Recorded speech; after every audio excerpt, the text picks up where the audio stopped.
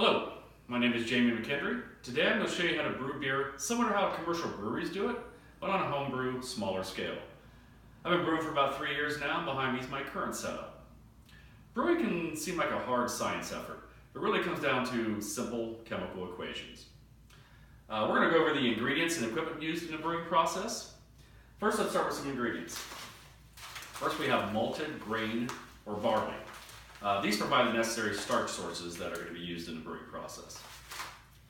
We have water, the single largest source we have. It's going to mix with the grain to be used in the process.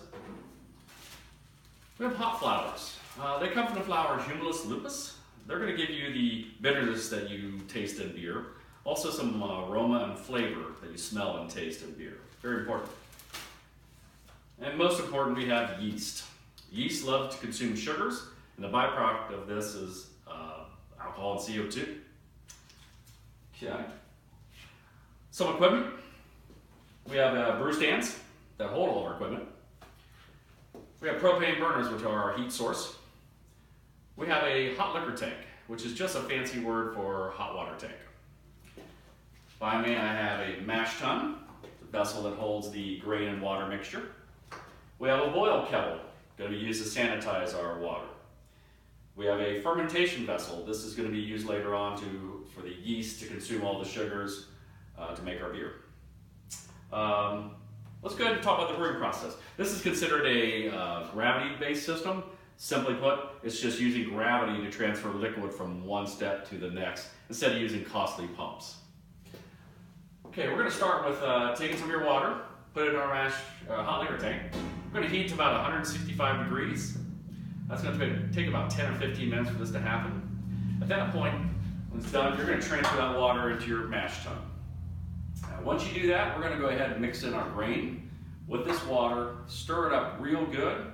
We're going to put the lid on that, let it sit for about 1 hour. During this 1 hour rest, it's called a mash rest, the grain's going to have enzymes in it. The hot water activates these enzymes. These enzymes are going to attack the starches in the grain, and it's going to turn these starches into fermentable sugars. This process is called saccharification, and it's these sugars that the yeast are going to consume later on. So we're going to let that sit for about an hour. About halfway through that process, we're going to go ahead and add some more water into our hot liquor tank. Heat that to about 170 degrees. That'll be used a little bit later in our process. So our 1 hour mash is done. We're going to go ahead and transfer this water into our bowl tank. We're going to leave behind all the grain. We just want the clear, sugary water.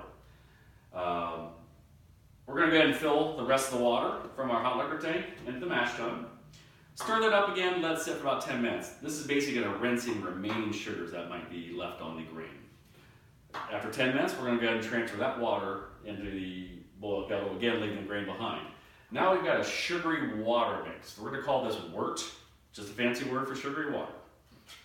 So now we've got our boil time. We're going to boil for about 1 hour. And during this 1 hour process, it's going to sanitize all the liquid. And we're going to incrementally add hops throughout this 1 hour time frame. It's going to give us different bitterness levels, some aroma, some flavor. Let that boil for about an hour. Once that's done, we obviously have a hot boiling water. We need to cool that down to about 65 degrees. Once we get that down to 65 degrees, we're going to transfer this wort, or sugary water, into our fermentation vessel.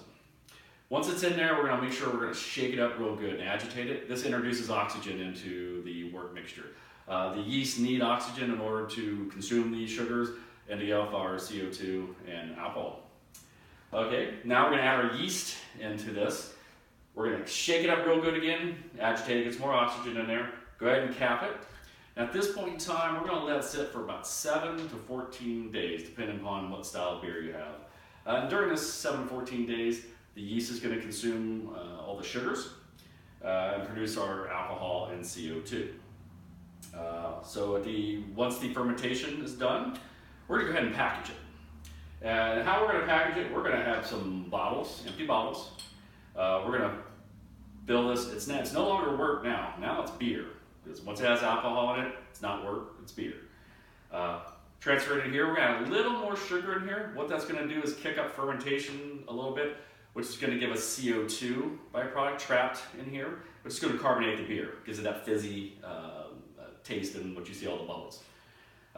It's going to take about 2 weeks for this to happen. Now, at the end of 2 weeks, you've essentially got a beer to drink. And what you're going to do is you're going to pop these bad boys open, and you're ready to drink. That's good.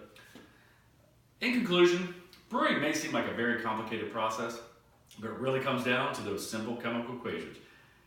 You got starches that are converted to sugars, you got yeast that love to eat those sugars and give us alcohol and CO2. And now we can drink. Prost.